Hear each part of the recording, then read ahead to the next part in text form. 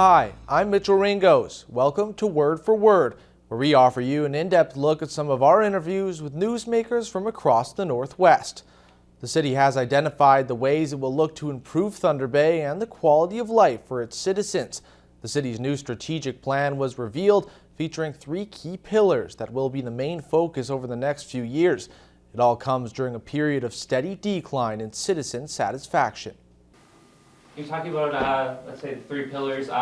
You mentioned there are certain points within each of them. Throughout the next few years, once this is adopted, how will the city be held accountable? How can the public keep up with how these points are being hit?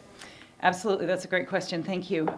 So we will provide annual updates to City Council, as has been our regular practice. But in addition to that,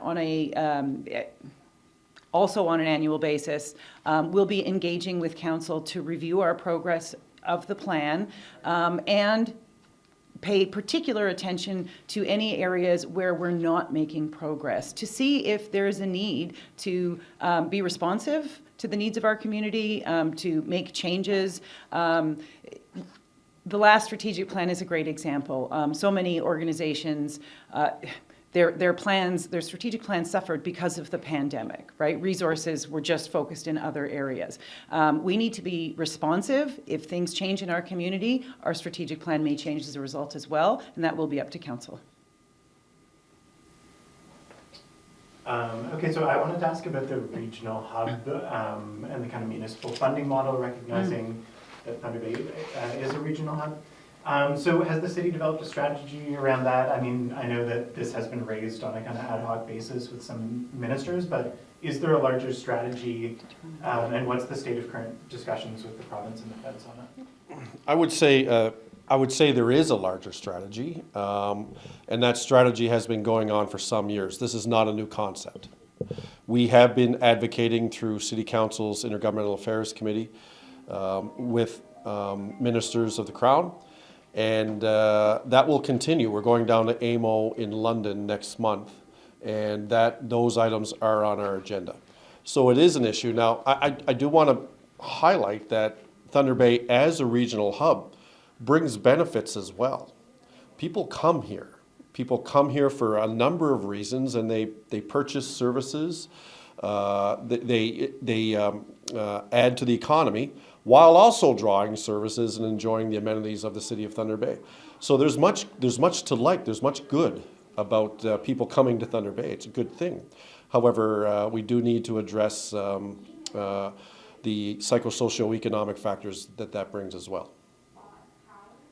Maybe building off that, I think it falls into provincial federal advocacy as well. I did mention, I know decriminalizing drugs was something a few months ago that was kind of adopted by council as something they're looking to push forward. That's obviously something that's about as far as they can go on the municipal level. Can you give more specifics as to how the municipality itself can push higher levels of government for that? Right, so the council has already endorsed policy recommendations, the Choosing New Direction policy and advocacy to appropriate orders of government regarding decriminalization of people who use drugs. The Intergovernmental Affairs Committee will be asked to advocate for a federal approach to decriminalization, and we can also, as a municipality, request an exemption through application for a municipal approach to decriminalization. So there are some things that we can do, and we intend to pursue through this strategic plan. Is the exemption something that the city is considering right now? It is. So the next step is the action planning. So it will be further refined, but that's certainly something that's on our radar. As mentioned, there's many elements to this. Is there anything that takes top priority, or is it kind of hit it all with equally at the same pace, or is there one area that will get more focus initially and then followed up by others? So there are actually some activities or objectives that are already underway because they are part of existing strategies or plans, and this elevates them to the strategic level. There are brand new initiatives that haven't yet begun, and the action planning process will actually define which objectives and which actions within those objectives are short, medium, or longer term strategies. I'd like to add something there too. And to that point, the world changed irrevocably in early 2020. And I sure do hope something like that does not happen again, at least in this term of council. But a good strategic plan must be able to, we must be able to adjust and adapt.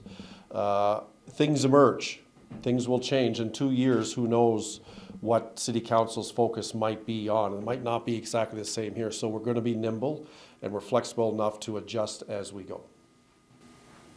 And you were mentioning 2022 citizen satisfaction survey. Unfortunately, since it started tracking in 2009, was one of the lower percentages of satisfaction. How does that maybe affect how this plan, does it kind of alter compared to previous plans, how you go about it when you see a number that low? Yeah, so the citizen satisfaction overall, as Director Smith indicated earlier, has declined over the previous years. That's troubling. And it does give me pause, think about how we're moving forward. But Thunder Bay is no different than other cities in Canada, North America, and indeed the Western world. Our world is changing before us, and I think we see symptoms of malaise, symptoms of concern, changing societal attitudes that all influence these factors that lead into a general decline.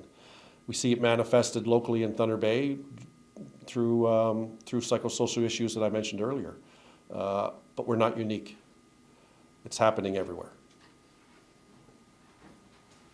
Strong focus on reconciliation as well. Community partners, Fort William First Nation, I'm assuming they're going to be involved in some way. Can either of you speak to that?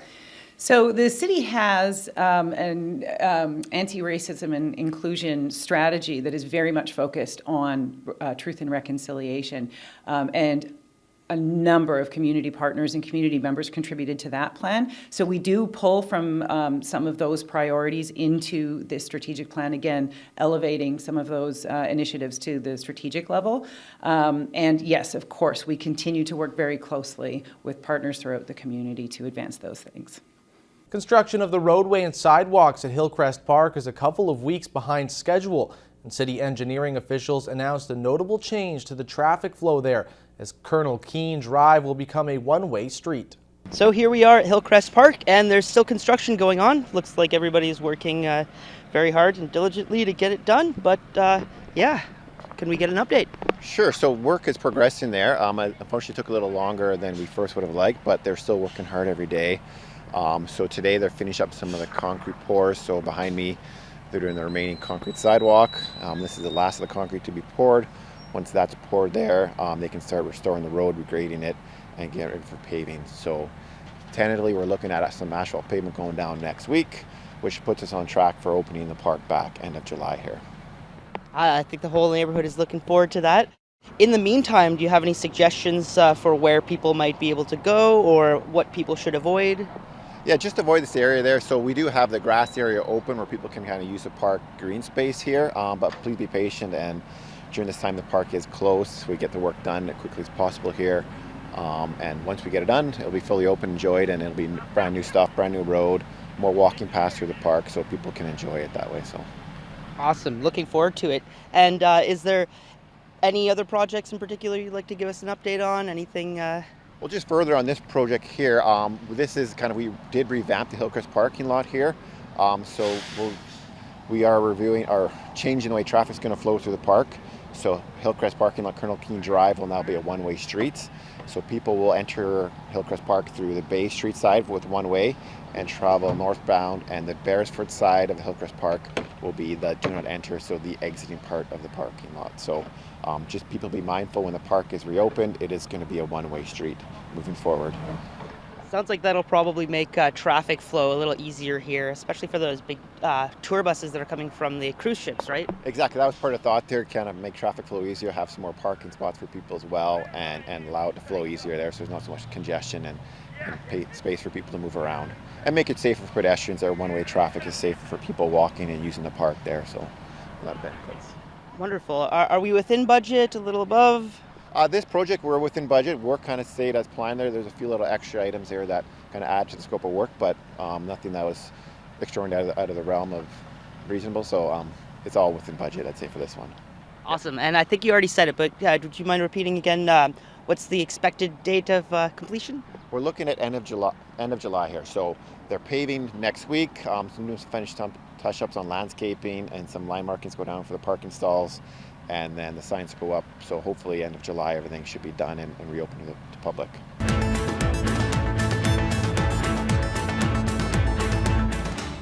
Thunder Bay Transit continues to deal with significant driver shortages, which caused the cancellation of nearly 24 bus runs earlier this week. Transit officials and the transit union say it's been very difficult recruiting new drivers and getting them trained in time to address these summertime staffing issues. And Fred, what's the situation right now with the driver shortage? The situation we're finding right now is that there's more operators going on vacation during the summer. We've also had a large number of retirees, members retiring, operators. A lot of them are deciding to retire early due to the stress of the job. We are also finding that the hiring process isn't going very well. The job is really stressful and people aren't knocking down the door to become operators. But we're also seeing a shortage not only in the operators and the specialized side of the operation, but also in the maintenance. We've lost a couple mechanics, and so that's putting a strain on the remaining mechanics and the repairs on the buses. So this is not only an operator issue, it's a whole department issue that we're finding people just don't want to come to work for transit. Unfortunately, the job is very stressful. Being on call for 13 and a half hours a day, a lot of people, their lives are impacted heavily, so they just choose not to apply. And how short-handed are you? How many more people do you need? To make the operation run as it was pre-COVID, we're probably looking at least 20 operators. We just don't have the part-time staff to maintain the levels that we've seen pre-COVID when operators are retiring and going on vacation. Okay, and so what's your total workforce, or what should it be? We should have 99 full-time and 30 part-time. At the present time, I think we're approximately 97 full-time and 15 part-time. So we're well below. Okay, thank you. And what is being done to address this shortage and this hiring issue? What I'm seeing is not a lot. They're attempting to hire. The problem we're having are people are just not applying. Once you do get hired, it's a long process to go through drive test, through the training process. It's a good couple months before a newly hired operator is on their own. So there's a long delay in that. We've had many issues with drive test where operators are having to retest. So it's a real trickle effect. Likewise, in the maintenance department, our mechanics are one of the lowest paid mechanics in the city, so they're choosing to go elsewhere. I just feel that we're starting in negotiations soon, so I'm hoping the city is going to step up and realize what's happening and come to the table and really want to negotiate. Okay, and do you want to talk a little bit about the drive test issues and why that's causing issues, what you think maybe could be done about it? I really don't know what can be done. We're at the mercy of their schedule. So unfortunately, that's, something that fleet training is handling. We used to have our in-house testing, but we no longer do that. So now we're kind of at the mercy of drive test and their schedule. Unfortunately, that's out of my wheelhouse. I just hear the horror stories of the scheduling and the delays, so yeah, I haven't looked a lot into that. Okay, thank you. And is there anything in particular you're going to be looking for from the city as you head into negotiations? Well, that's something that we're just working on right now. I really can't disclose anything that's happening on that side of the operation, but come September, October, we'll have more information. Okay, perfect. And when you say drive test, that's the provincial drive test group, or? Yes. Okay. Yes. All right. That's the same general ministry that I would do a drive test with if I was getting a license. Exactly. Yeah. Okay. Yes. Perfect. I think that's everything on my end. Is there anything we haven't touched on you'd like to get into? Okay. Actually, you know what? One more. How is it affecting service? Well, buses are being pulled every day, not only on the conventional, but also on specialized. We're seeing an impact for people going to appointments. So basically, that's the big factor is buses are being pulled, routes aren't being covered. Again, in the maintenance side, we're having buses that aren't being repaired in a timely manner due to the manpower issue in the back maintenance shop. So it's a trickle-down effect from operations all the way down to the maintenance department. The township of Ignace has a full council once again, 3 months after the mayor and deputy mayor of Ignace resigned in a fog of controversy. 2 new councillors have been appointed to fill the vacant seats. We were told that we can either go by the score or we can choose who we would like to work with. And that is what I did. I was shocked when I seen the scores and, you know, the 2 that I had picked. Like I said, Mr. Manier, he did an awesome job. Presentation that night. Teamwork really hit home for me because together, you know, everyone achieves more, you know. And I knew his heart was in it. And with Janet Lett, she's lived here quite a few years, and I know she did an awesome job when she worked as a postmaster, so I know she'll do an awesome job here, and work with the public, work with the council. That's my biggest thing, is work with the council. Let's all get along. Let's move this community forward. Anything else about the process that you'd like to ask? I basically just wanted to get the reaction, see how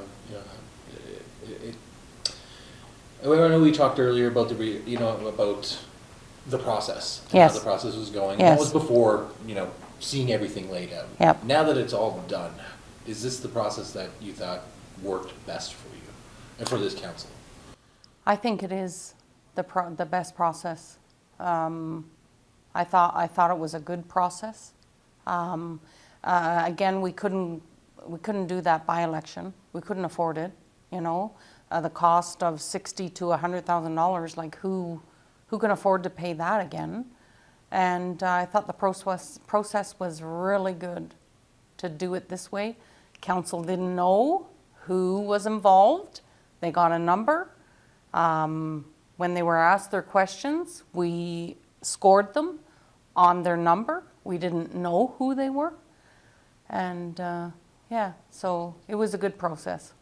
And were you expecting to swear them in like right away today? Or? You know what? We kind of said something about that, only because, you know what? We want to get in with it. We want to start with a full complement council. And yes, we could get them in, so I didn't have a problem with that, swearing them in tonight. Thanks for joining us for today's edition of Word for Word. We'll be back next week with more interviews from across the Northwest.